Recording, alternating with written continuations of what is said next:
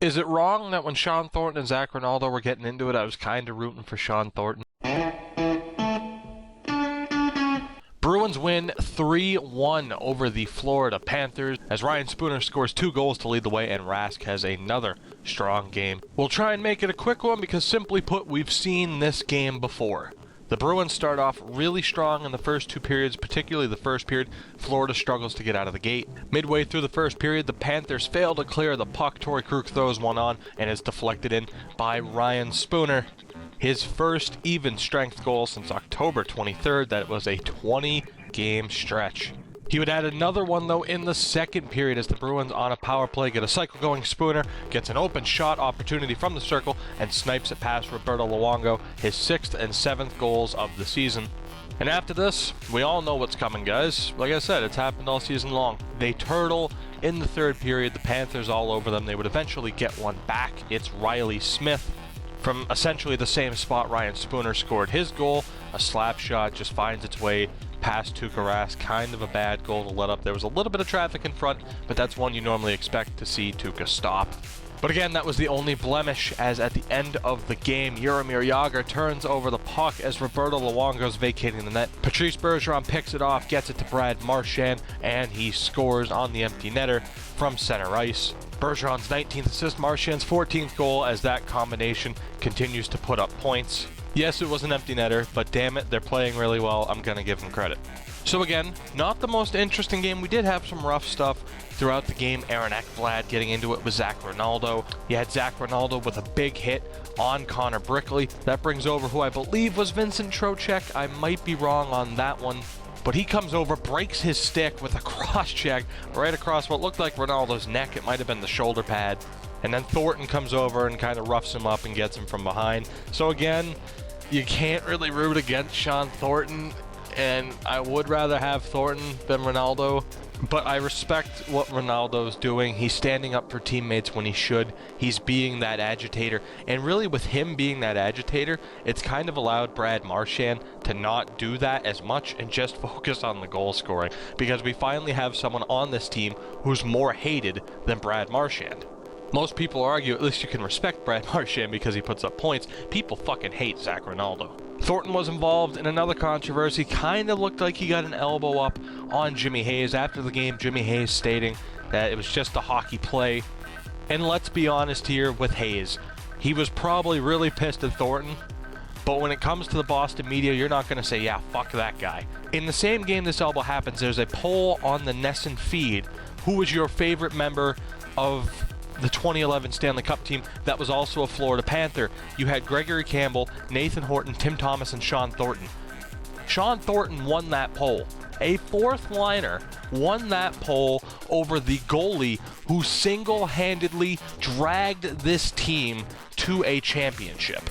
If you criticize Sean Thornton, Jimmy Hayes is absolutely fucked. The target on his back by fans, it would instantly become, fuck him, he sucks. The media would be all over him. He had no choice but to make that statement, let's be honest. But again, aside from that, it was a full 40-minute effort with a lot of coasting in the third period, but the Bruins survive and get the win, starting off this homestand on the right foot. Next up is the Edmonton Oilers on Monday. The Oilers coming off a 7-5 victory against the New York Rangers. Whoever would have guessed? Particularly without the likes of Yakupov and McDavid. Yakupov might be back. I'm not sure if he is, and if I'm wrong on that, I apologize. I'm too lazy to look because, honestly, I'm looking past the Oilers. And yes, I shouldn't because the Bruins lost to them already. But Edmonton does play really well at home. I expect the Bruins to win on Monday. What I'm looking forward to for the rest of the week is the back-to-back games against the Pittsburgh Penguins. As everyone knows, they just fired Mike Johnston and have now brought in from Wilkes-Barre, or is it Wilkes-Barre? I never know. Is it Barre or is it Barry? Regardless, Mike Sullivan is now the head coach of the Pittsburgh Penguins. Yes, that Mike Sullivan that coached the Boston Bruins over a decade ago. Now, to be honest, when I hear that name, I kind of ponder how he has a job in hockey. Not to say he doesn't deserve it, because I haven't been paying attention to his career. I know he's been bouncing around the league for the last decade. But when I think of Mike Sullivan, I think of the guy that couldn't get it done with one of my favorite Boston teams in history. And again, maybe it's looking back with a little bit too much bias. but the 03-04 team that lost to Montreal in the first round after having an amazing season, you failed with that team. Now again, perhaps it's a little bit too much bias, but I loved that team. I look back so fondly on guys that were on that team and around that era. Joe Thornton. You have guys, some of my favorite players ever. And again, every fan has certain players that they love that nobody else, half the people would go, well, who the fuck is that? But because they played for your team at a time where you were really falling in love with the game of hockey, you love these players. For me, it's Glenn Murray, it's Brian Ralston, Mike Knuble, Sergei Samsonov, Nick Boynton, Daniel McGillis, Marty Lapointe, PJ Axelson. Hell, even fucking Jeff Gilson. I fucking love Jeff Gilson.